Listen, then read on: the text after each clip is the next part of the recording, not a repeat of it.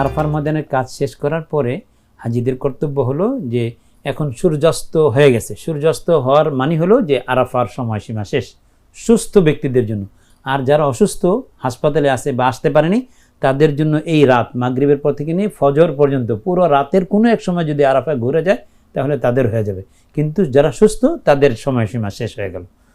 আর আপনি প্যারালাইজড হয়ে হাসপাতালে আসেন বিভিন্ন কারণে, তো আপনাকে যদি এই কথার কথা অ্যাম্বুলেন্সে করে একটু আরাফার ময়দান ঘুরিয়ে আনা হলো এই রাতের মধ্যে, যেই রাতে সবাই চলে যাবে মুজদালিফায়, এই রাত ফজরের আগ পর্যন্ত 10 তারিখের ফজরের আগ পর্যন্ত যদি একটু ঘুরিয়ে আনা হয় তাহলে আপনার হজ হয়ে যাবে। তো যখন কিনা মাগরিবের সময় হয়ে যায় তখন অনেক হাজিরা মনে করেন যে মাগরিবটা পড়ে নেই, কিন্তু আসলে মাগরিবের সালাত এবং এশার সালাত মুজদালিফার ময়দানে যত রাতই হোক, 2টা হোক, 1টা হোক, 12টা হোক, পথেও আদায় করা যাবে না, তো মুজদালিফায় গিয়ে আদায় করতে হবে। তখন আরাফা থেকে মুজদালিফায় যাওয়ার ক্ষেত্রে আসলে কোনো মুআল্লিম বাস দিতে পারেন না।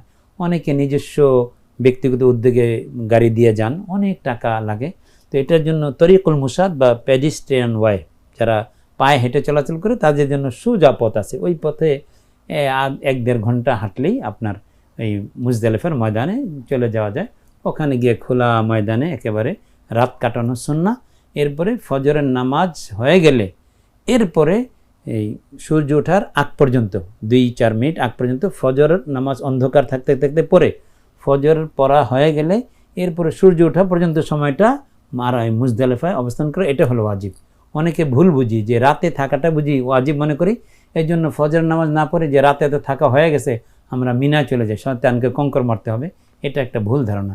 বরং আসল ওয়াজিবটা হলো ফজরের সালাত আদায়ের পরে সূর্য উদয় হওয়া পর্যন্ত, এই টাইমটা হলো ওয়াজিব এবং নবী সাল্লাল্লাহু আলাইহি ওয়াসাল্লাম এই সময়টা অবস্থান করেছেন। এই রাতটা লাইলাতুল কদরের চাইতেও বেশি মর্যাদাবান, এই জন্য এই রাতে যথাসম্ভব ক্লান্তি দূর করে কিছু ইবাদত বন্দেগী বেশি বেশি করা। আর আল্লাহর কাছে আসলে হজটা তো নিজের মনকে আল্লাহর কাছে সঁপে দেওয়ার নাম, এই জন্য জায়গার ভিন্নতা হলেও অনুভূতি একই থাকবে যে আমি আমার রবকে পাওয়ার জন্য এসেছি, তিনি যখন আমাকে যেখানে ডাকবেন আমি সেখানে গিয়ে তাকে পাওয়ার জন্য হাজির হব।